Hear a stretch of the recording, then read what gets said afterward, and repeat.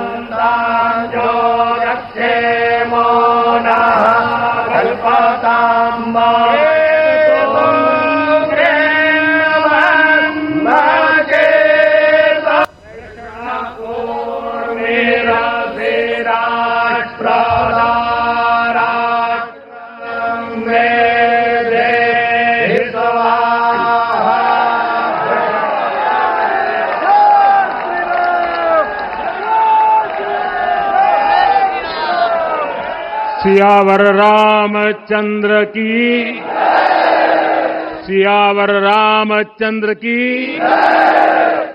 जय सिया राम। एक और उत्कर्ष बिंदु की साक्षी बन रही है। आज संपूर्ण भारत, संपूर्ण विश्व राममय है।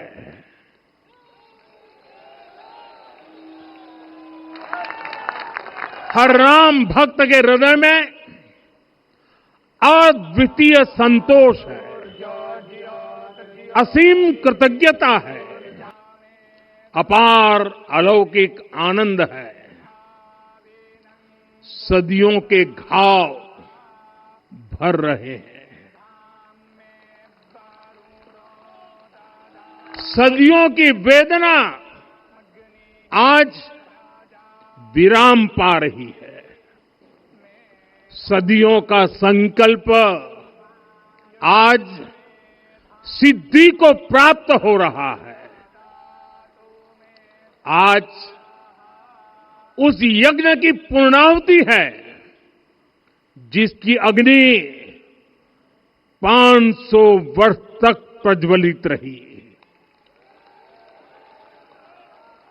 जो यज्ञ एक पल भी आस्था से डिगा नहीं, एक पल भी विश्वास से टूटा नहीं। आज भगवान श्री राम के गर्भगृह की अनंत ऊर्जा, श्री राम परिवार का दिव्य प्रताप इस धर्म ध्वजा के रूप में इस दिव्यतम भव्यतम मंदिर में प्रतिष्ठापित हुआ है।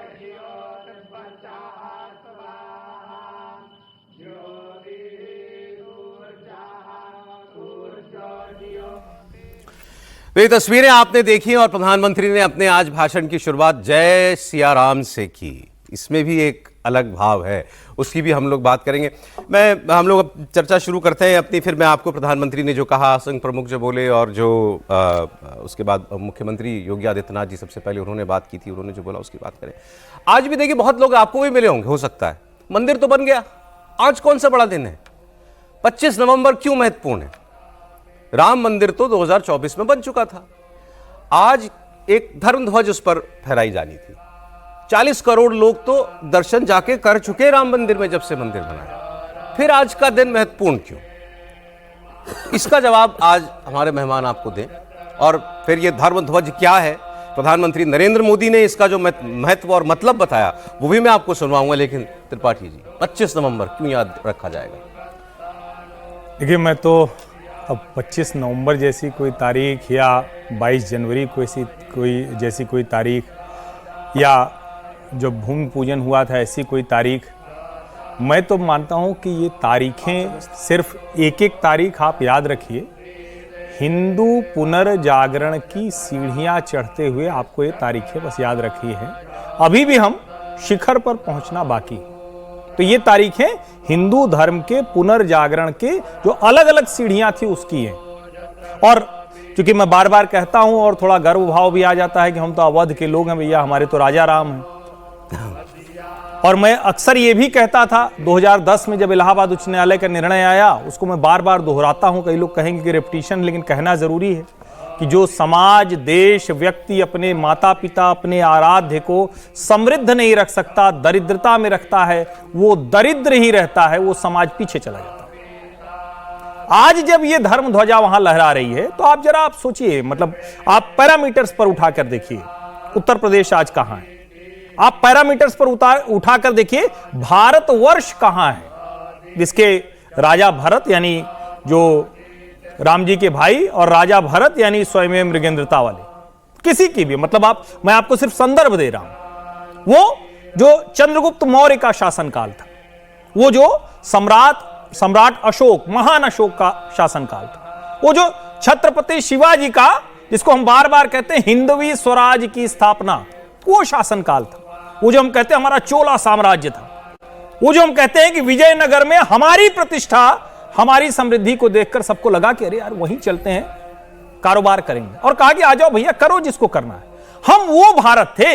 ये सोने की चिड़िया कोई अंग्रेजों के समय में, मुगलों के समय में ऐसा नहीं था।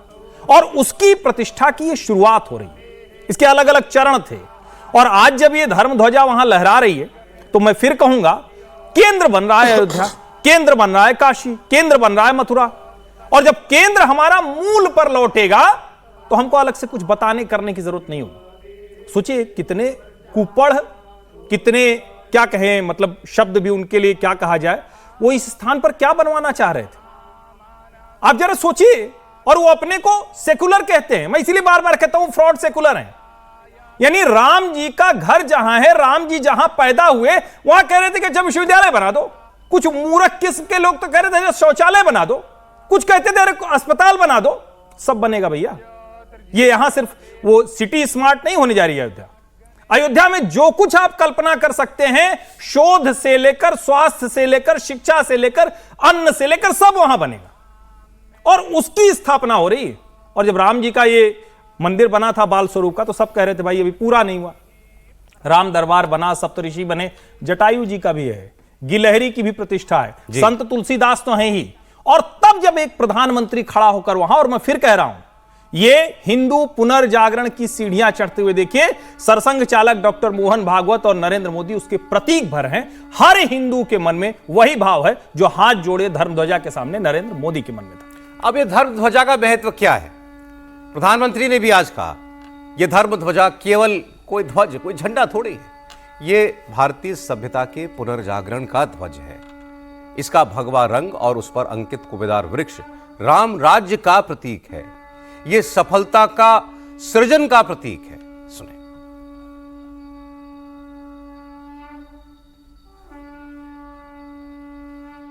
ये धर्म ध्वजा केवल एक ध्वजा नहीं,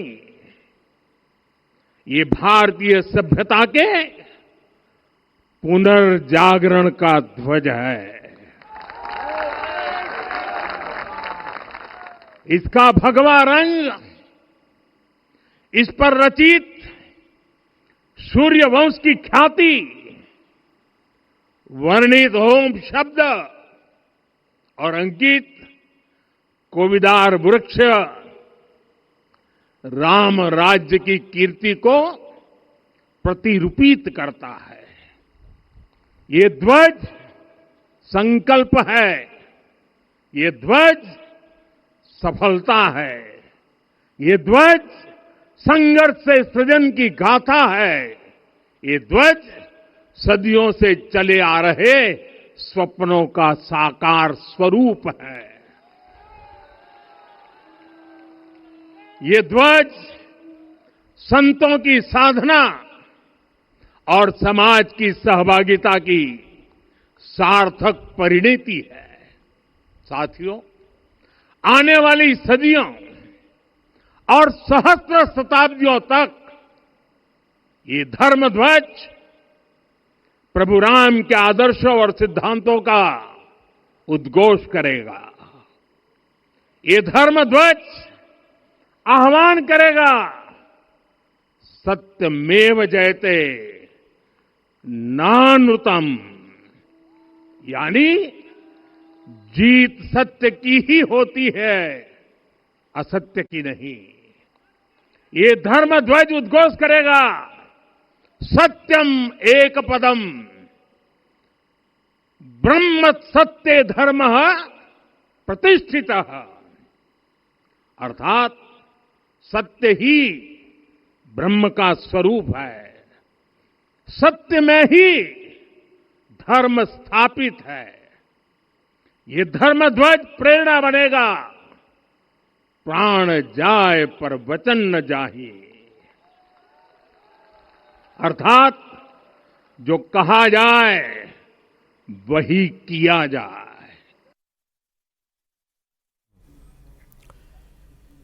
आज ये तस्वीरें आपने देखी।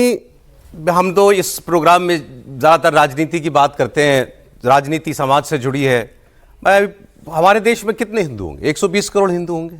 अभी जो आपने आज ये तस्वीर देखी, उस 120 करोड़ में से मैं कहता हूं 60%, 70% धर्म भीरू होंगे, धर्म को जीवन को धर्म से जीने वाले लोग होंगे। एक शब्द थोड़ा सा मुझे किसी ने कहा था, मैं उसको तो मैं भी बोल देता था, धर्म प्राण बोला। धर्म प्राण के देते हैं, धर्म भीरू नहीं। भाई मैंने कहा कि हमारे देश में सेक्युलर भी बहुत है, हमारे देश में मतलब अलग अलग विचारों को जीने वाले लोग, अलग अलग किस्म के बहुत लोग हैं जो हिंदू लिखते हैं फॉर्म में अपने आप को, लेकिन फिर भी 70, 80, 90 करोड़ लोग होंगे जो राम को मानते हैं, जिनको पता है कि सुबह उठो तो राम से आंख खुलती है, रास्ते पे चलो तो राम राम कहा जाता है, जब प्राण जाते हैं तो 4 लोग राम नाम सत्य है कहते हैं। उनके लिए राम का क्या मतलब है? अब मैं पूछता हूं उनके लिए आज नरेंद्र मोदी किस चीज के प्रतीक है? अभी कहने पर तो एक अतिशयोक्ति होगी, लेकिन आप जरा इसी चीज को देखिए, पूरे परिदृश्य को देखिए कि पूरे देश का वातावरण कैसा है आज के दिन में। जैसे मैं इस मंच से भी कई बार कह रहा हूं और पहले भी कहता रहा हूं कि हर देश का उसका एक इक्विलिब्रियम पॉइंट होता है, गुरुत्व केंद्र होता है। और जब आप किसी को ठोकर देते हैं, इस गिलास को भी हम यदि ठोकर देंगे तो ये हमेशा चाहेगा कि अपने गुरुत्व की तरफ लौट जाए। कोई भी वस्तु असंतुलन होता है उसमें तो वो अपने गुरुत्व की तरफ लौटना चाहता है। हजारों साल की गुलामी के पश्चात भारत अपने गुरुत्व की ओर लौट रहा है। और भगवान राम का मंदिर, उसकी भव्य जो आधारशिला है आज मंदिर के रूप में जो हुआ है, जब अयोध्या का मूवमेंट चल रहा था तो एक बहुत बड़ा नारा लगा था। मुझे याद है एक संत कहते थे, राम ही राष्ट्र है, राष्ट्र ही राम है। ये दोनों एक दूसरे से अलग नहीं है, ये दोनों पर्यायवाची हैं। आप राम कहें या राष्ट्र कहें, इनके दो कोई अंतर नहीं। यदि राम को भारत से हटा दिया जाए तो भारतीय राष्ट्र की कल्पना नहीं की जा सकती है। ये मैं ही नहीं कह रहा हूं, ये महर्षि अरविंद भी कहते हैं और स्वामी विवेकानंद भी कहते हैं और गांधी भी कहते हैं। इसी बात को गांधी दोहराते हैं। तो राम, और यदि सब चीज खत्म हो जाए तब भी कहते हैं, गांधी कहते हैं कि ये राम बचे रह जाएंगे तो भारत का पूरा आध्यात्मिक संसार और सभ्यगत संस्कार जो है सबका सब खड़ा हो जाएगा। ये वो मूल हैं और भारत की मूल धारा वही सनातन है। इसी सनातन की प्रतिष्ठा का ये केंद्र बस है अयोध्या। और ये नहीं रहता तो जिसे बाद में अभी जिक्र किया गया था, हॉस्पिटल बनाने, ये बनाने वाले, सब चीज धरा का धरा रह जाएगा यदि आपका गुरुत्व केंद्र, आधारशिला पुष्ट नहीं होती है जी। और 2 लाइन और पीछे लौट करके जाता हूं। ये आज आजादी के 70 साल बाद हो रहा है, 75 साल बाद हो रहा है। आप अंदाजा लगाइए कि भारत की शुरुआत यदि इस दृष्टि से 1947 से खड़ी होती तो आज भारत का इतिहास कैसा होता, आज भारत की सभ्यता कहां पर पहुंची होती, भारत की जो संस्कृति है उसका बोध कहां पर पहुंचा होता इस देश के अंदर। जो आज एक प्रधानमंत्री जो खुले ललाट पर भभूत लगा करके और खुलेआम अपने भारत के सनातन राष्ट्र की प्रतिष्ठा के लिए उद्घोष करता है, खुले तौर पर कहता है, उसे लज्जा नहीं है कि वो भारत का प्रधानमंत्री है, लेकिन वह सनातन का उतना ही बड़ा भक्त भी है, आस्थावान भी है और उसके प्रति उतना ही समर्पण है। वो ये समर्पण किसी राजनीति से प्रेरित नहीं है, ये समर्पण भारत की आस्था भूमि से है। और उन्होंने, प्रधानमंत्री जी ने बिल्कुल सही कहा, कितनी पीढ़ियां खप गईं, लाखों लोग जो है इन्होंने अपना आत्म बलिदान कर दिया। आज अशोक सिंघल जी को राम जन्मभूमि के वो पूरे नायक थे। अशोक जी नहीं होते तो पता नहीं राम जन्मभूमि किधर जाता, आंदोलन किधर जाता। ये हिंदू समाज के जितने पंथ संप्रदाय हैं, इन सबको धर्म संसद के मंच पर एक जगह खड़े होते हुए मैंने देखा है, कई धर्म संसद। और अशोक जी की प्रतिष्ठा वो थी कि हर के पास, कोई यदि नहीं मान रहा है, पैर छू लेते थे, उनके पास जाते थे। उनके प्रति संतों की श्रद्धा मैंने देखी थी। बड़े बड़े शंकराचार्य उनको किस दृष्टि से देखते थे, ये ऐसे नहीं हुआ। विशेषकर नाम राष्ट्रीय स्वयंसेवक संघ ने तराश करके ही तो अशोक सिंघल जी को किया होगा, किसी और को कहीं किया? आप सोचिए, कभी कभी कहते हैं ना कि राष्ट्रीय स्वयंसेवक संघ क्या चुनाव करता है, तो दीनदयाल जी का चुनाव ऐसे ही किया था, मोदी जी का चुनाव किया था बिल्कुल 2014 में। और अशोक सिंघल जी ने जिसे जिसे जिसे विश्व हिंदू परिषद को कोई जानता नहीं था, विश्व हिंदू परिषद के नाम से आज भारत की सभ्यता और संस्कृति का बोध यदि पूरी दुनिया में कहीं जाने लगे तो वो विश्व हिंदू परिषद पहला नाम आ जाता है, राष्ट्रीय स्वयंसेवक संघ बाद में आता है जी। विश्व हिंदू परिषद पहले आकर के खड़ा, उतने ही बड़े विशाल, आपने और चर्चा उसका छेड़ी। मूल क्या था? उसका मूल अयोध्या ही था। अब आपने चर्चा छेड़ी तो तस्वीर चल ही रही है। प्रधानमंत्री वहां पहुंचे तो साथ साथ संघ प्रमुख थे, दोनों साथ साथ पहले राम दरबार दर्शन करने गए, फिर रामलला के दर्शन किए, फिर धर्म ध्वजा जो है इसको ऊपर उसका रोहण करने का जो कार्य दोनों ने एक साथ किया। कोई तस्वीर को देखे कोई क्या कहेगा?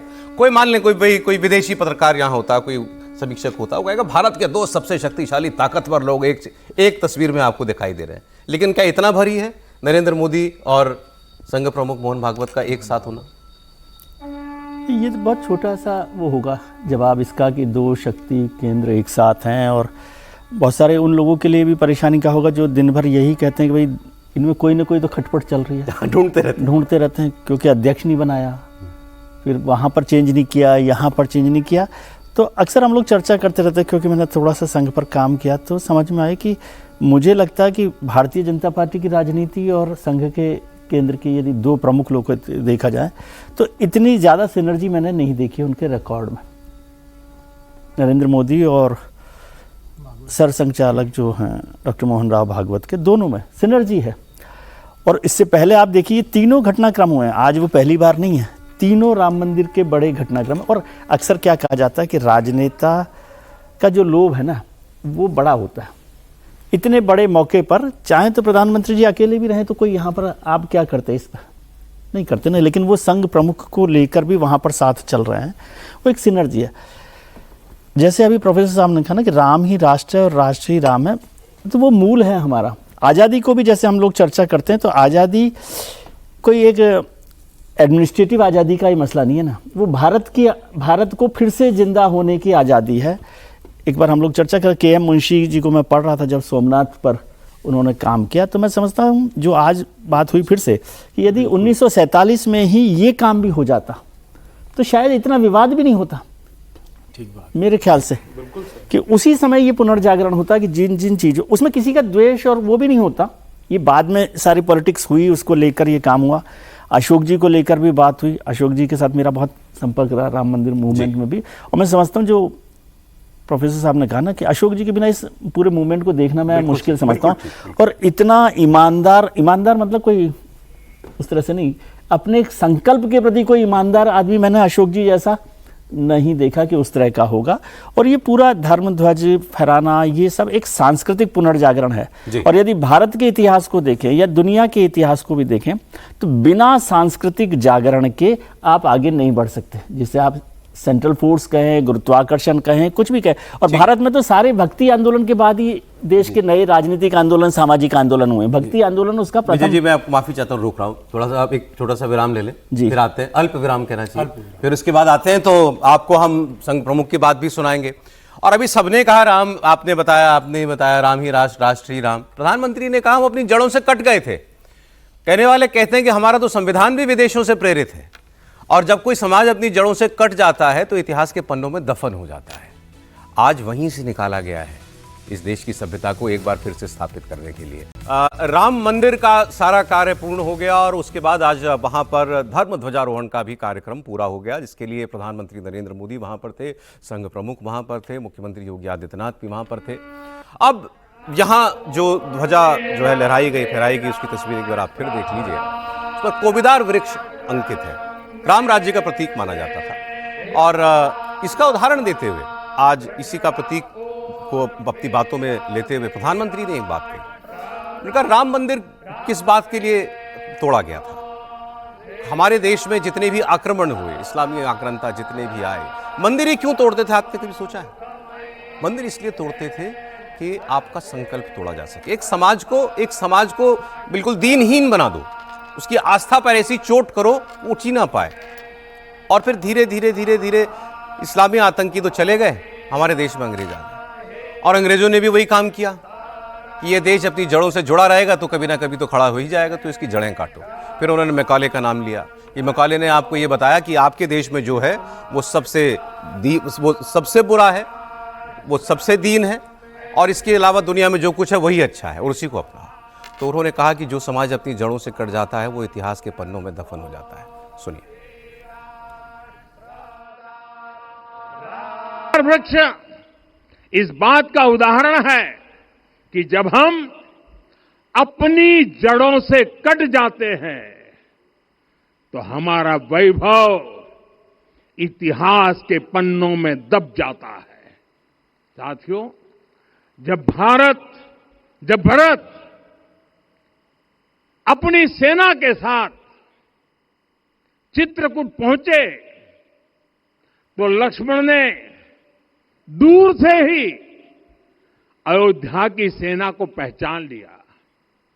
ये कैसे हुआ, इसका वर्णन वाल्मीकि जी ने किया है। और वाल्मीकि जी ने क्या वर्णन किया है? उन्होंने कहा है, विराजित उद्गत स्कंधम कोविदार ध्वजः रथे। लक्ष्मण कहते हैं, राम, सामने जो तेजस्वी प्रकाश में विशाल वृक्ष जैसा ध्वज दिखाई दे रहा है वही अयोध्या की सेना का ध्वज है। उस पर कोविदार का शुभ चिन्ह अंकित है। साथियों, आज जब राम मंदिर के प्रांगण में कोविदार फिर से प्रतिष्ठित हो रहा है, यह केवल एक वृक्ष की वापसी नहीं है, यह हमारी स्मृति की वापसी है, हमारी अस्मिता का पुनर्जागरण है, हमारी स्वाभिमानी सभ्यता का पुनः उद्घोष है। कोविदार वृक्ष हमें याद दिलाता है कि जब हम अपनी पहचान भूलते हैं तो हम स्वयं को खो देते हैं, और जब पहचान लौटती है तो राष्ट्र का आत्मविश्वास भी लौट आता है। और इसलिए मैं कहता हूं, देश को आगे बढ़ना है तो अपनी विरासत पर गर्व करना होगा। जड़ों से कटना क्या होता है? प्रधानमंत्री कहते हैं आगे बढ़ना है तो विरासत से जुड़ना होगा। ये दोनों बातें जो हैं क्यों जरूरी हैं आज करना? हम इस पर बहस कर सकते हैं, हो सकता है कि कोई इस पर ना उनसे सहमत हो।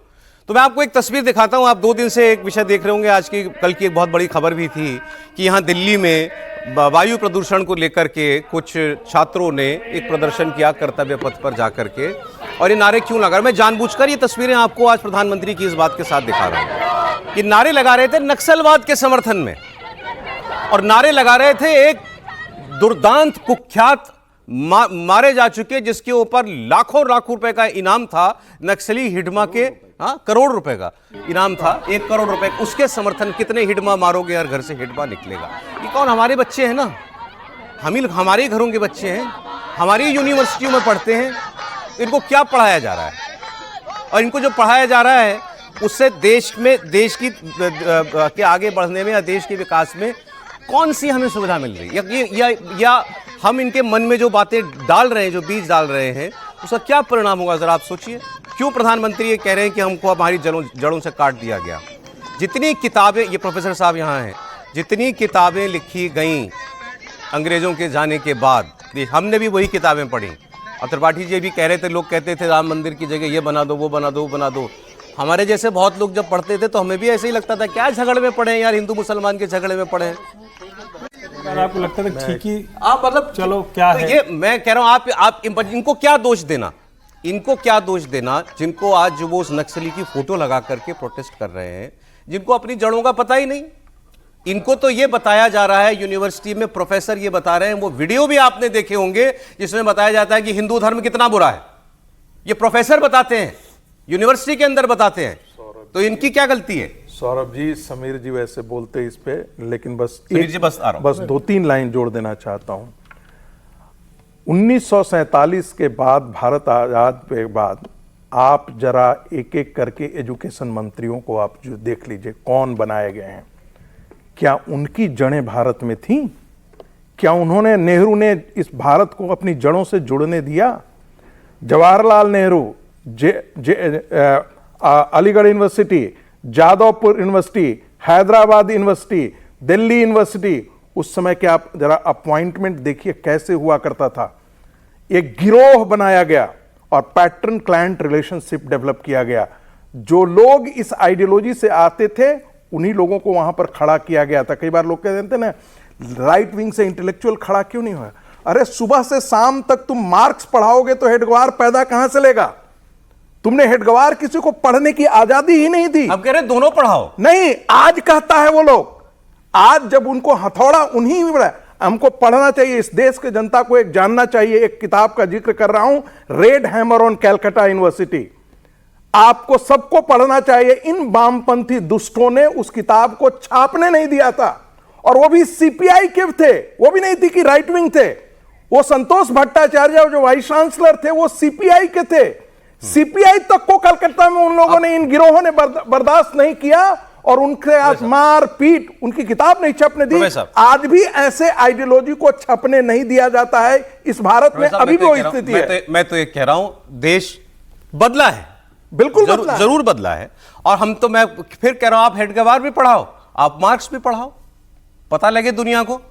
हेडगवार ने जो कहा, गोलवलकर जी ने जो कहा, या संघ जो कहता है, उसमें क्या अच्छा है क्या बुरा है, लोग बहस करें। जोड़ दो। मार्क्स ने और लेनिन ने जो कहा और स्टालिन ने जो किया, उसमें क्या अच्छा है और कितना बुरा है, ये भी लोग खुद तुलना करें। तो एक तरफ आज आपने देखा अयोध्या में राम मंदिर में ध्वजा स्थापना हो रही थी, और वहां पर आज सारे आम जन थे। तो एक अच्छी बात ये थी कि आज वहां कोई वीआईपी, कोई बड़ा नेता, इस किस्म के लोग आपको नहीं दिखाई दिए।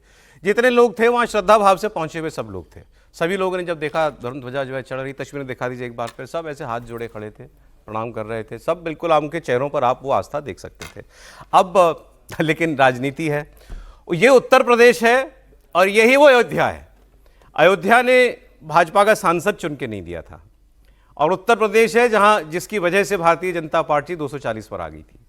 आज वहीं से एक बार फिर राम नाम मंत्र जो है लोगों के मन में फिर से हिलोरे मार रहा है। तो कुछ लोगों ने कहा साहब ये अयोध्या या राम मंदिर प्रोजेक्ट पार्ट 2 है। अब मैं बिल्कुल शुद्ध चुनावी बात कर रहा हूं आपसे। हो गई बात, वो जो आस्था की बात थी वो तो हमने कर ली। अब बात हो रही है बिल्कुल इलेक्टोरल पॉलिटिक्स की। क्या आज जो आपने देखा, आने वाले चुनावों में इसका परिणाम होगा, इसका प्रभाव होगा?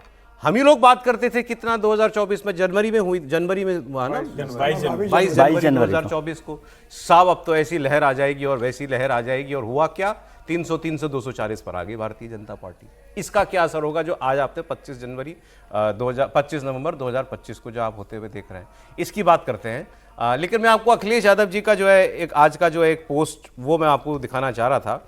अखिलेश यादव जी ने आज ये लिखा कि पूर्णता ही पूर्णता की ओर ले जाती है। ईश्वरीय प्रेरणा से इटावा में निर्माणाधीन श्री केदारेश्वर महादेव मंदिर के पूर्ण होने पर अन्य मंदिरों के दर्शन का संकल्प भी पूर्ण करेंगे।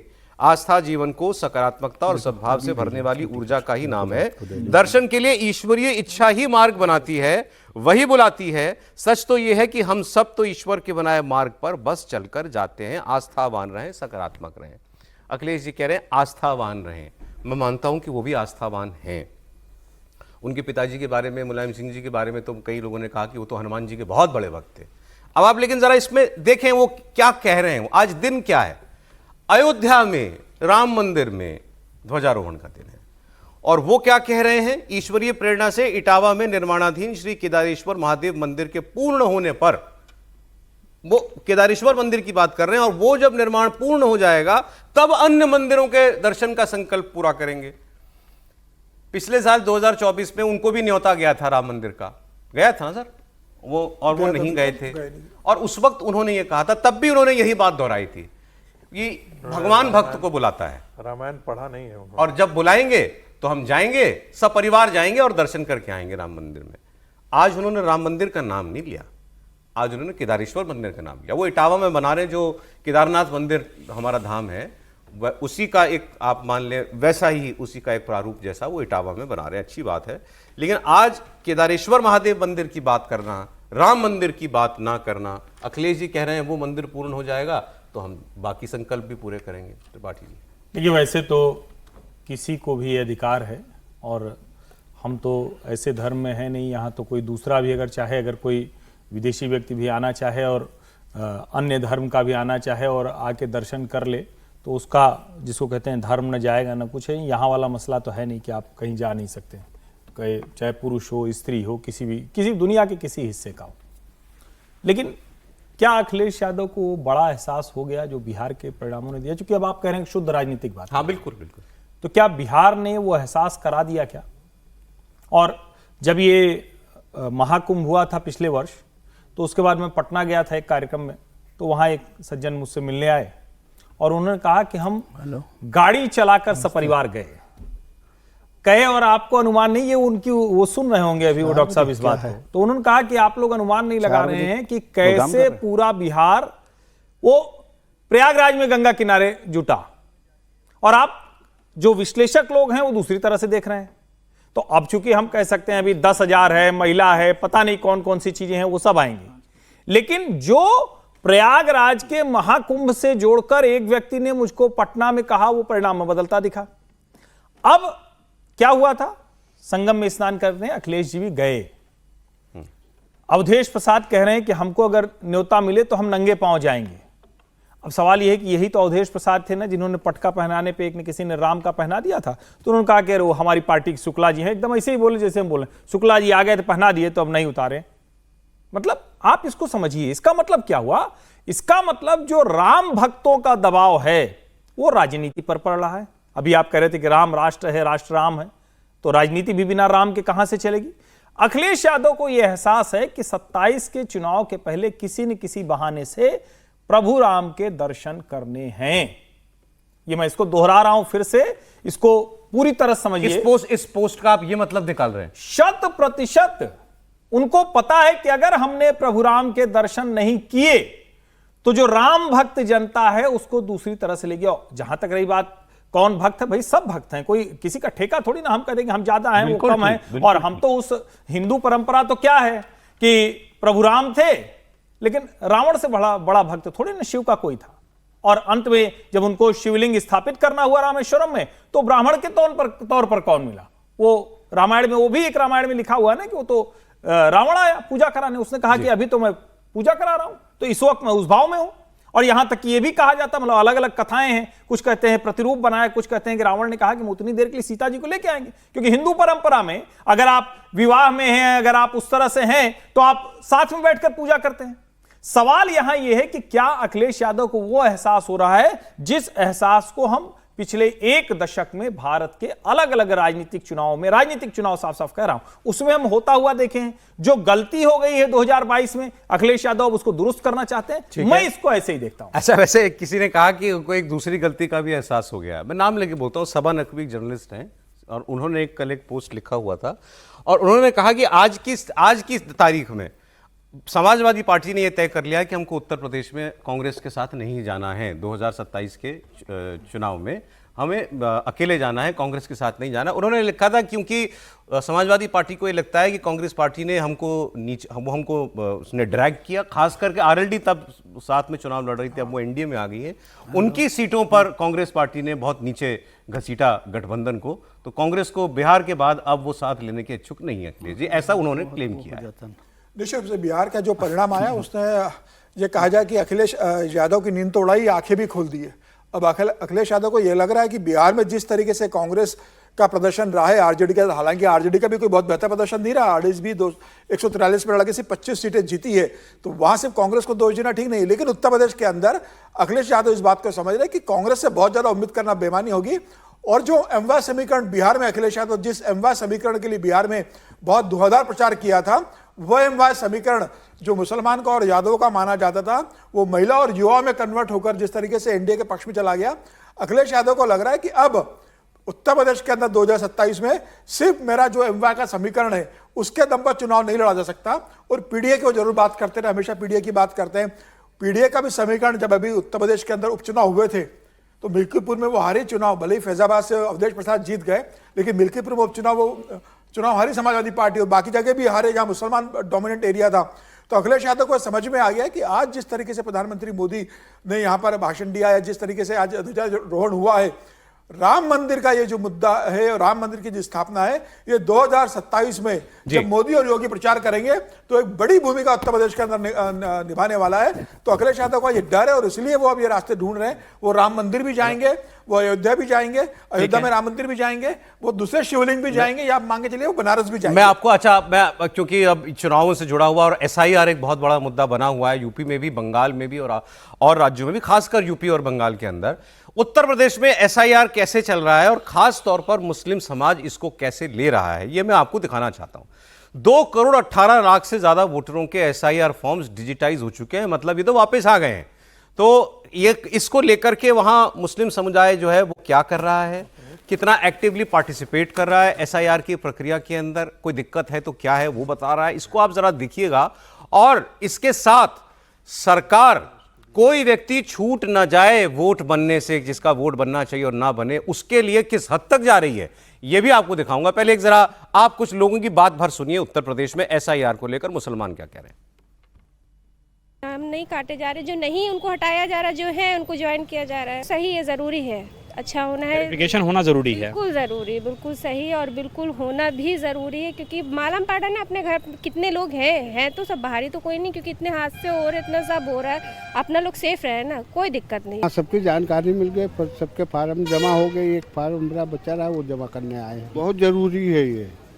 अब इसमें तमाम ऐसे वोट खत्म हो गए हैं, नहीं है उनकी लिस्टों में नाम आ रहे हैं, उसको कम से कम कट तो जाएंगे। थोड़ा बहुत जो पूछना था वो पूछ भी रहे हैं, सर बता भी रहे हैं, बाकी तो सब कुछ हो गया, बस 3-4 जने बचे हैं, बस बाकी हो गया है। हम नहीं कह सकते कि काटे जा रहा है, हम लोग खुद चाह रहे हैं कि सबसे जुड़ के चले, सबसे जुड़ के चले, सबको सहायता मिले, सब मिल के चले, हम लोग ये चाहते। अगर सरकार ने ये निकाला है तो ये मतलब कि वोट जोड़ने के लिए, अगर किसी को वोट काटने का होता तो ये निकालता ना। जो जिनका अधिकार नहीं है, जो इस देश के नहीं है, उनको यहाँ से उनका वोट सही में काटना चाहिए। करके 9 लोगों के फॉर्म थे, सबके नाम मिल रहे हैं। हाँ, सबके नाम मिल रहे हैं, कोई दिक्कत परेशानी समस्या तो नहीं है, दिक्कत समस्या नहीं है। यहाँ जो कैंप लगाया गया है इससे हम लोग को काफ़ी सहायता मिल रही है। जो लोग गलत सलत अफवाहें उड़ा रहे हैं वो गलत है, या जुड़ रहे हैं नाम कट नहीं रहे हैं, ये लोग कोऑपरेट कर रहे हैं, बहुत तरीके से कर रहे हैं। अच्छी बात है ना, ये पूरी लिस्ट साफ सुथरी हो जाएगी आगे के लिए, और ज़्यादातर जिनके नहीं है उनको जोड़े जा रहे हैं नाम, और तो सारा काम बहुत तेज़ी से हो रहा है, ये लोग बहुत तेज़ करा रहे हैं।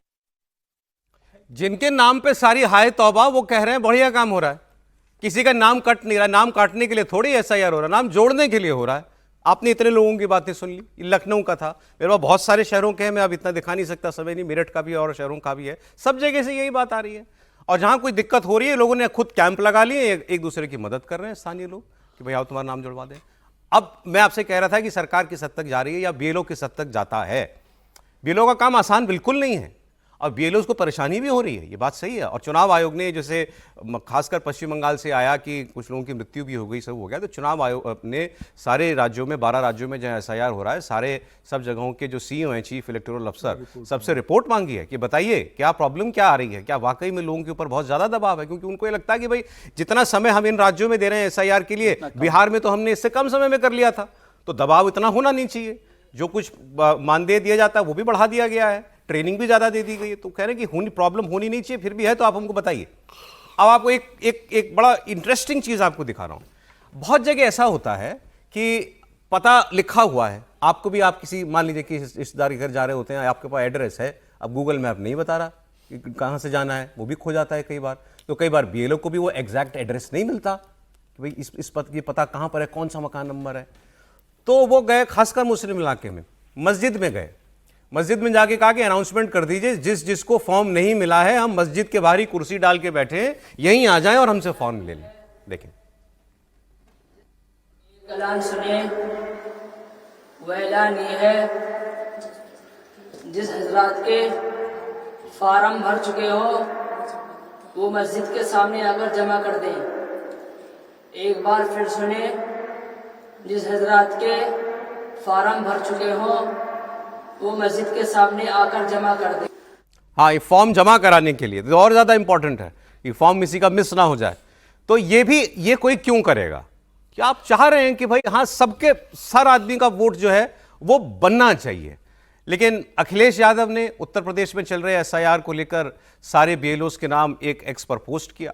उन्होंने लिखा कि SIR का जो इम्प्रैक्टिकल टारगेट देकर आपके साथ अमानवीय व्यवहार किया जा रहा है और आपके ऊपर मानसिक दबाव बनाया जा रहा है, वो बहुत निंदनीय, आपत्तिजनक है। भाजपा राज ने तरह तरह की प्रताड़ना और अशांति के सिवा किसी को कुछ नहीं दिया है। सर, जो हो रहा है ग्राउंड पे वो भी दिखाया और जो नेताजी कह रहे हैं वो बताया। अभी बात हो रही थी, मैं कह रहा हूँ कि ये लोग समझ नहीं पा रहे हैं इस बात को, जिस पर हम बार बार चर्चा करते हैं कि SIR एक तो ज़रूरी भी है कि सब ठीक हो जाए, और ये सबके फ़ायदे का। जब तक आप इस बात को नहीं समझेंगे, वो जो राजनीतिक दल विरोध कर रहे हैं उनके भी फ़ायदे का है, जो समाज में कुछ लोग विरोध कर रहे हैं उनके भी फ़ायदे का है। और मुझे नहीं लगता, क्योंकि इस तरह से कोई वोट काटने की एक्सरसाइज इस देश में, इतने बड़े देश में, इतने बड़े शहर में हो सकती है क्या? ये संभव ही नहीं है। तो बेहतर है कि आपके पास ये मौका है कि आप जिन लोगों के नाम कट सकते हैं या कट रहे हैं या नहीं आ पाए हैं, उन सब लोगों के लिए काम करें। और ये फिर वही बात है कि आप ज़मीन से अलग दुनिया चलाना चाहते हैं तो अलग चलाइए।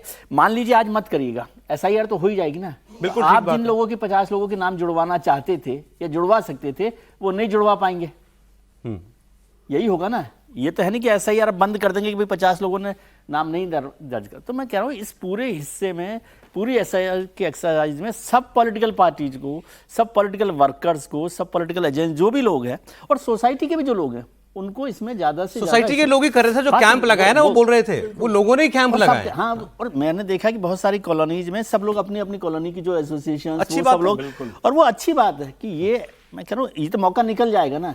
मेरे माता, अपना उदाहरण देता हूं आपको, मेरे माता पिता मेरठ में रहते हैं, आजकल मेरे पास आए हुए हैं जी। अब उनको इस बात की बेचैनी है कि वहां फॉर्म भर रहे हैं, हम वहां नहीं है, तो वो कैसे भरेंगे? हाँ, एक अब सारी बातें हैं, लेकिन उनको यह है कि वहां हमारा फॉर्म भर के जाना चाहिए। तो ये है लोगों के अंदर, ये भावना है। तो अब मैं आपको जरा यूपी से बंगाल लेकर के चलता हूं। हम आपको रोज दिखाते हैं पश्चिम बंगाल में क्या हो रहा है। बांग्लादेशी लोग निकल के कैसे कह रहे हैं कि हाँ हमने सब कागज बना लिए थे, लेकिन अब SIR में पकड़े जाएंगे तो हम वापस जाना चाहते हैं। तो क्योंकि ये रिमाइंडर है, हमें रोज मिलना चाहिए। तो आज आपको एक ही सैंपल दिखाऊंगा उसका। ओंकार सरकार फिर बांग्लादेश बॉर्डर पर हैं और वो वहां से एक व्यक्ति से अपनी बातचीत आपको दिखा रहे हैं। अबुल हसेम वो हमारे साथ हैं, उनसे बातचीत करेंगे। आप कब आए थे भारत में? भारत आছি 5-6 বছর আগে। তার আরো বেশি হতে পারে। কে কে এসেছিল সঙ্গে? আমার ফ্যামিলি সব। কতজন ফ্যামিলিতে? আমার ফ্যামিলিতে যে সময় আইছিল ওই সময় 2-3 ছিলাম, ছেলে ছিল 3 জন ছিলাম। अच्छा, आपके पास आधार कार्ड है ना? हाँ हाँ। पैन कार्ड হয়েছে। तो ये आधार कार्ड पैन कार्ड कैसे बना? কি রকম করে বানালেন? ও সরকার অর্ডার করলো সেই সময় যে প্যান কার্ড করো, আধার কার্ড করো, তা ওই আমার আধার কার্ডটা ফার্স্ট চান্সে করা, ওপর থেকে অফিসার আসতে গ্রাম স্কুলে সেই স্কুল থেকে করেছিলাম। स्कूल में जाके करवाए थे, किसी कैंप में जाके? আর বলছি ভোটার কার্ড আছে? না না, আমার ভোটার কার্ড হয়নি। আমি একবার চেষ্টা করিলাম কিন্তু হয়নি। আর আপনার পয়সা চাইছিল মেলা, এই জন্য আমি আর করিনি। গরিব মানুষ কোথায় পাবো পয়সা? মানে ভোটার कार्ड बनाने के लिए आपके पास पैसा मांगा गया था? कितना पैसा मांगा गया था? কত পয়সা চাইছিল? वो 15,000 16,000 এরকম চাইছিল। 15-16। अब इस आदमी के पास आधार कार्ड भी है, पैन कार्ड भी है, वोटर कार्ड भी बनवा लेता, दलाल ने पैसा ज्यादा मांग लिया। वो ये बता रहा है, पूरे परिवार के साथ यहाँ आराम से रह रहा है। आप उसका कपड़ा वपड़ा देखिए, अच्छी जिंदगी जी रहा है, बढ़िया से रह रहा है। कौन कह देगा ये बांग्लादेशी है या बंगाली है? लेकिन SIR इसकी वजह से खुद निकल के आया बाहर और बॉर्डर की तरफ भाग रहा है। इसलिए जरूरी है SIR। अब मैं चुनाव की बात करता हूं। आज मैंने अखबार में सारे एक लेख पढ़ा, तो उसमें यह था कि साहब उनका जो भी वो पत्रकार थे, उनका आंकलन ये था 32% मुस्लिम आबादी पश्चिम बंगाल के अंदर है। सारा हिंदुत्व का जोर भारतीय जनता पार्टी पिछली बार लगा के देख चुकी है, बहुत कुछ नहीं कर पाई, बड़ी पार्टी जरूर बन गई। 120 सीटों पर मुसलमान डिसाइड करते हैं, 150 सीट मेजॉरिटी चाहिए सरकार बनाने के लिए।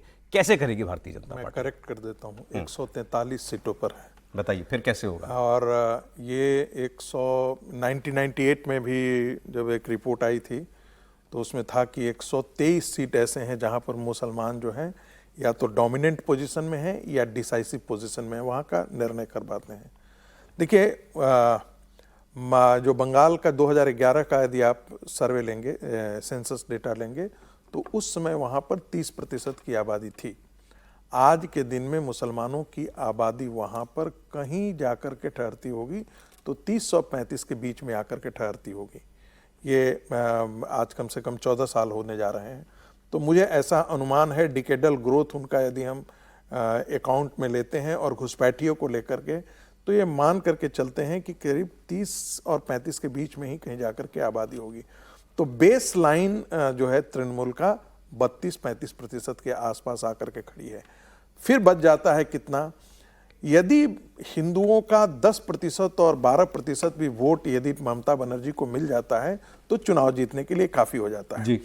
अब रही बात, ये जो 23%, ये जो 33% आबादी है, इस 33% आबादी में करीब आप मान करके चलिए कि 6% आबादी जो है वो इन घुसपैठियों की है, जिन्होंने गलत तरीके से सरकारी नौकरी भी वहां पर ले ली है, प्राइवेट सेक्टर में भी नौकरी ले ली है, कर्मचारी भी हो गए हैं, म्युनिसिपल कॉर्पोरेशन में भी हो गए हैं। इनके नाम कट जाएंगे, इनके नाम जब तक काटे नहीं जाएंगे। और मैं आपको फिर बता रहा हूं, ये जो आत्महत्या कर रहे हैं, वो इसलिए नहीं कर रहे हैं, ये दबाव है उनका तृणमूल कांग्रेस के लठैतों के द्वारा।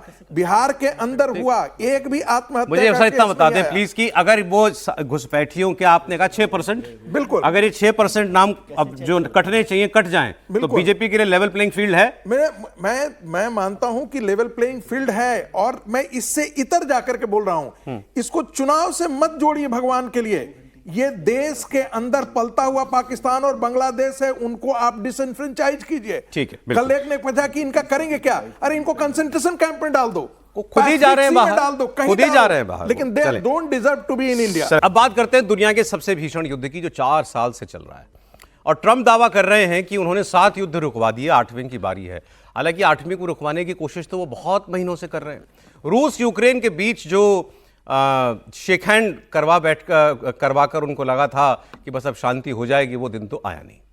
ट्रंप ने जेलेंस्की को 28 पॉइंट्स का एक पीस प्लान दिया, और ये भी कहा कि ये मान लें, नहीं तो फिर हमारी उनकी दोस्ती खत्म, ना हम उनको हथियार देंगे ना पैसा देंगे। ये ट्रंप ने सीधे सीधे जेलेंस्की से कहा, और अब ये गुरुवार 27 नवंबर की उन्होंने उनको डेडलाइन भी दे दी। और ट्रंप पहले ही कह चुके हैं कि अगर जेलेंस्की को लड़ना है तो लड़ लें, लेकिन अमेरिका उनका अब आगे और साथ देगा, इसकी उम्मीद वो ना करें। अब क्या ट्रंप का दबाव काम किया? ट्रंप ने अपने सोशल मीडिया पर एक पोस्ट किया और उन्होंने कहा कि कुछ बड़ा होने वाला है, अच्छी खबर आने वाली है। ट्रंप ने बताया कि रूस यूक्रेन के बीच बातचीत का निर्णायक मोड़ आ चुका है। वो कहते हैं, मैं नहीं कहता कि मेरी बात मान लो, अपनी आंखों से देखना तब यकीन करना, लेकिन इतना कह दूं कि कुछ बहुत अच्छा होने वाला है, या यूं कहें कि हो चुका है। ये ट्रंप ने कहा। अब देखिए, अगर ये काम हो तो दुनिया के लिए इस वक्त तो सबसे अच्छी खबर होगी कि इतना बड़ा युद्ध रुक जाएगा, लाखों लोगों की उसके अंदर जान जा चुकी है। और हम भारतीय होने के नाते हमारे लिए बहुत ज़्यादा महत्वपूर्ण है बात कि ये युद्ध रुके, तो हमारा और ये अमेरिका का जो झगड़ा है, जो हम पर जो टैरिफ लगा हुआ है, वो संकट भी खत्म हो। हमारे पुतिन यहाँ आ रहे हैं, हमको जो ये बैलेंसिंग करनी पड़ रही है रूस और अमेरिका के बीच में, ये भी खत्म हो। तो हमारे लिए भी बहुत ज़रूरी है कि ये युद्ध जो है वो रुकना चाहिए। ट्रंप जो ये बात कह रहे हैं, इसके पीछे की वजह क्या है? ये जो रूस यूक्रेन पीस टॉक में शामिल हो रहे हैं अमेरिका की तरफ से, अमेरिकी विदेश मंत्री मार्को रूबियो, उनके बयान से समझ में आता है। दरअसल ये जो 28 पन्नों का जो एक मसौदा दिया ट्रंप ने, ये पूरी तरीके से रूस के फेवर में झुका हुआ था। शर्तें क्या थीं? जितनी ज़मीन जो है वो रूस ले चुका, वो उसकी, डॉनबास का पूरा इलाका, 2-3 बड़े राज्य जो हैं वो देने पड़ेंगे, रूस को देने पड़ेंगे। यूक्रेन जो है वो कभी नेटो का मेंबर नहीं बनेगा, उसको अपनी सेना आधी करनी पड़ेगी। इस किस्म की बातें जो बिल्कुल आत्मसमर्पण के समान है, ये सारी बातें थी। और यूरोप के लोगों ने, बाकी देशों ने कहा कि साहब ये तो जो ऐसा लग रहा है कि ये तो रूस ने बना के दिया है अमेरिका को, ये तो रूस ने जो लिखा वो अमेरिका ने पेश कर दिया। और ये विवाद हुआ भी, विवाद में सफाई दी मार्को रूबियो ने, विदेश मंत्री अमेरिका ने, कि नहीं ये कोई रूसी टेक्स्ट नहीं है, ये हमने ही मसौदा जो है तैयार किया, लेकिन ये पूरी तरीके से रूस के फेवर में झुका हुआ है। जेलेंस्की ने अपने देश से सीधे बात की और कहा कि साहब देखिए, 2 वक्त आ गया है, अब या तो हम अपनी इज्जत दांव पर लगा दें, इज्जत छोड़ दें, या फिर एक बड़ा महत्वपूर्ण साथी अमेरिका छोड़ दें। अब इसके बाद फिर यूरोप के देश, जेलेंस्की और अमेरिका, इनके सारे प्रतिनिधि मिले स्विट्जरलैंड में, जिनीवा में। वहाँ 2 दिन से बातचीत चल रही थी, कल बातचीत हुई और उसके बाद मार्को रूबियो का स्टेटमेंट आया। वहाँ क्या हुआ कि ये जो 28 पॉइंट्स थे, कुछ खबरें छपी हैं अंतर्राष्ट्रीय मीडिया में कि इसमें कई पॉइंट्स हटा दिए गए हैं जो यूक्रेन और यूरोप को बिल्कुल स्वीकार नहीं थे, और 19 पॉइंट का शायद अब एक मसौदा बचा हुआ है। वो अब ज़ेलेंस्की शायद उस पर तैयार हो, यूरोप उस पर तैयार हो। अब देखना है कि उस पर रूस तैयार होगा कि नहीं होगा। आप मार्को रूबियो अमेरिका के विदेश मंत्री की बात सुनिए। I think today was worthwhile. It was very, very. It is probably the most productive day we have had on this issue, maybe in the entirety of our engagement, but certainly in a very long time. But work remains, and because this continues to be a working process, you know, I don't want to declare victory or finality here. There's still some work to be done, but we are much further ahead today at this time than we were when we began this morning. अब आप इनकी बात शब्दों पर गौर कीजिए। उन्होंने कहा मैं ये नहीं कहना चाहता कि हम बिल्कुल अंतिम पड़ाव पर आ गए हैं या हम जीत गए हैं, मतलब युद्ध रुकवाने में, लेकिन हम इतना आगे कभी नहीं बढ़ पाए थे। तो ये बहुत अच्छी बात है। अब लेकिन ये हो क्यों रहा? क्योंकि ट्रंप ने एक लकीर खींच दी है। अब ट्रंप ने कह दिया कि अब ये युद्ध रुकना ही चाहिए, नहीं तो मैं पुतिन नहीं मेरी बात मानते, कोई बात नहीं, मैंने उनके ऊपर सैंक्शंस लगा दिए, मैंने उनकी कंपनियों पर, तेल कंपनियों पर सैंक्शन लगा दिए, उसके ऊपर तो मैं जो करूंगा सो करूंगा, मैं ज़ेलेंस्की का भी साथ नहीं दूंगा। अब देख ले, फिर ज़ेलेंस्की भी देख ले, लड़ना तो अपने बूते पर लड़े। अब उनसे एक सवाल हुआ, एक पत्रकार ने पूछा कि ज़ेलेंस्की मिसाइल मांग रहे हैं आपसे। इससे बड़ा इशारा जो ट्रंप ने जवाब दिया नहीं मिल सकता कि अमेरिका का रुख क्या है, और अमेरिका अगर साथ देना बंद कर दे ज़ेलेंस्की का तो वो कैसे लड़ेंगे? यूरोप भी कितना साथ देगा? ट्रंप ने कहा कि वो तो हमेशा मिसाइल मांगते हैं हमसे। अरे युद्ध जब शुरू करते हो तो ये सोच के शुरू करना चाहिए कि तुम युद्ध जीत भी सकते हो, अपने से 20 गुना बड़े प्रतिद्वंदी से लड़ाई नहीं लड़ी जाती। सुनिए। He's always looking to purchase missiles, you know. He's against. Listen, when you start a war, you got to know that you can win the war, right? You don't start a war against somebody that's 20 times your size, and then hope that people give you some missiles. तो अब मैं विजय जी से पूछ रहा हूं। विजय जी, अच्छा हाँ, एक अपडेट और दे दूं। अब इसमें अब तीसरा पक्ष, रूस का पक्ष क्या है? क्रेमलिन जो वहां का ऑफिस है पुतिन का, उनकी तरफ से भी स्टेटमेंट आ गया, क्योंकि उनको भी पता लग गया होगा कि स्विट्जरलैंड में जो नया मसौदा बना है जिस पर यूरोप राजी है उसमें क्या है। तो रूस ने यह कहा है कि अमेरिका के इस पीस प्लान से अलग जो यूरोपियन प्रस्ताव आया है ये हमको स्वीकार नहीं है, रूस के लिए ये मान्य नहीं है। उन्होंने कहा कि जो पिछले हफ्ते अमेरिका ने 28 सूत्रीय प्लान दिया था वही हमको मान्य होगा, लेकिन फिर भी उन्होंने एक गुंजाइश छोड़ी है रूस ने। उन्होंने कहा हम इंतजार कर रहे हैं, अब एक बार एक जो नया मसौदा तैयार हो रहा है वो आ जाए, उसके बाद हम मानेंगे, लेकिन मोटे तौर पर जो पहले ट्रंप ने कहा था हम उस पर राजी हैं। तो क्या अब, लेकिन मार्को रूबियो कह रहे हैं कि हमने अब जो नई चीज तैयार की है, पॉइंट तैयार किए हैं, वो भी बहुत बेहतर चीज है सर, लेकिन लग तो रहा है कि कुछ अच्छा हो रहा है। देखिए, मैं इस बात से सहमत हूँ कि यदि ऐसा हो जाएगा तो अच्छा होगा, दुनिया भर के लिए और हमारे लिए भी अच्छा होगा। लेकिन अब भी मुझे बहुत मुश्किल लगता है, उस दिन भी जब हम लोग चर्चा करें तब भी मैंने कहा कि जो 28 पॉइंट प्रोग्राम दिया वो तो रूस का फेवर का एजेंडा है, तो इसलिए उसको मानना। देखिए, युद्ध में जब आप आ जाते हो तो छोटा देश हो बड़ा देश हो, वो फिर वो अपने ईगो की लड़ाई की तरह से भी लड़ता है। हालांकि आपको याद हो ये कैसे बढ़ रही है आगे बात कि ज़ेलेंस्की ने कहा कि हम ज़मीन और ज़मीर दोनों हमारे संकट में आ गए, तो इसका मतलब वो बहुत प्रेशर में है, पहली बात। अब ये 28 पॉइंट से 19 पॉइंट पे आ गए, तो उसमें से रूस की जो फायदे की चीज़ें थी वो कम की, वो शर्तें बाहर हुई है। तो क्या रूस उसके लिए तैयार होगा, नहीं होगा? और मैं मार्को रूबियो की बात पर ज़्यादा थोड़ा सा भरोसा करता हूँ विदेश मंत्री के तौर पर, क्योंकि वो ट्रंप से ज़्यादा ट्रंप साहब तो फिर कल कह सकते कि नहीं, यदि पुतिन नहीं मान रहा तो मैं ज़ेलेंस्की के साथ खड़ा हूँ, क्योंकि वो कहीं ना कहीं किसी के साथ खड़े होते हैं किसी समय। तो अब उनका भरोसा नहीं, लेकिन मार्को रूबियो जैसे कह रहे हैं, तो फॉरेन मिनिस्टर्स क्या होता है कि वो बहुत सारी चीज़ों को स्पेस लेकर डिटेल में जाते हैं और फिर समझते हैं कि भाई इसकी क्या रेस्पॉन्सेज है, क्या है। तो वहाँ से मुझे संभावना लग रही है, लेकिन अब भी ये समझना कि बस अब ये कल हो जाएगा, ऐसा नहीं है। अब ये 19 पॉइंट का प्रोग्राम पर जब रशिया के साथ बात होगी तो फिर उसमें से हो सकता है 2 पॉइंट्स और जुड़ जाएं। नहीं भाई ऐसा तो नहीं होगा, इतना किया। मार्को रूबियो ने बोला भी कि भाई देखिए ये कोई फाइनल ड्राफ्ट नहीं है, इसमें आगे पीछे कुछ ना कुछ होता रहेगा। लेकिन मैं आपको एक छोटा सा उदाहरण बता देता हूँ इस किस्से में, क्योंकि मैं उसको देख रहा था जब परवेज मुशर्रफ के साथ ये शिखर सम्मेलन हो रहा था, समिट हो रही थी आगरा में हमारी, तो उस समय जसवंत सिंह और वो थे कसूरी साहब, विदेश मंत्री पाकिस्तान के, वो 2 लोग कर रहे थे। एक होटल में प्रधानमंत्री जी और भारत सरकार के लोग, एक तरफ परवेज मुशर्रफ। तो इस होटल से इस होटल जाकर वो ड्राफ्ट 25 बार बदला, और उसमें एक शब्द पर कि भाई एक शब्द ये वाला बदलना चाहिए, एक शब्द इस पर बदलना चाहिए, और वो सारा ड्राफ्ट पेंसिल से बन रहा था, क्योंकि पेंसिल को आप इरेज कर सकते हो ना। जी, सही बात है। हाँ, अच्छा, तो ये तो फिर और फिर वो पूरी बात जंग जब रुकवानी है। जंग रुकवानी, और फिर वो आखिरी शब्द एक जगह आडवाणी जी के स्टैंड से अटक गया, फाइनल हो गया। तो वो ऐसा बहुत आसान सर काम। ठीक है सर, मैं थोड़ा सा फास्ट फॉरवर्ड चलूंगा क्योंकि समय बहुत कम रह गया। मैं आपसे कह रहा था एक दूसरी जंग जो है वो ऐसा लग रहा है कि दस्तक दे रही है। ट्रंप की और शी जिनपिंग की, चीन के राष्ट्रपति की, कल फोन पर बातचीत हुई। इसमें महत्वपूर्ण यह है कि इस बातचीत के बारे में पहले कोई सूचना नहीं दी गई थी। आमतौर पर यह होता है कि दो बड़े देश जब बात करने वाले होते हैं, और खासकर अमेरिका और चाइना के, तो पहले दुनिया को पता होता है। लेकिन ये बातचीत पहले हुई और बाद में इसकी खबर दी गई। ट्रंप ने अपने मतलब की बात बताई कि हमने इसके अंदर जो हमारे चीन के साथ मुद्दे हैं, रेयर अर्थ एलिमेंट्स के और मैग्नेट्स के मुद्दे जो हैं, कि उस पर वो रोक ना लगाए, ड्रग्स बनाने के लिए जो केमिकल वगैरह होते हैं उसके ऊपर वो रोकथाम करे। हमने ये मुद्दे की ट्रेड की बात हुई, वो हमारा सोयाबीन खरीदेगा और मक्का खरीदेगा। चाइना ने दूसरी बात की। चाइना ने कहा कि शी जिनपिंग साहब ने ट्रंप को साफ साफ कह दिया है कि ताइवान हमारी रेड लाइन है, ताइवान चीन का हिस्सा है और वो चीन उसको क्लेम करेगा और लेगा।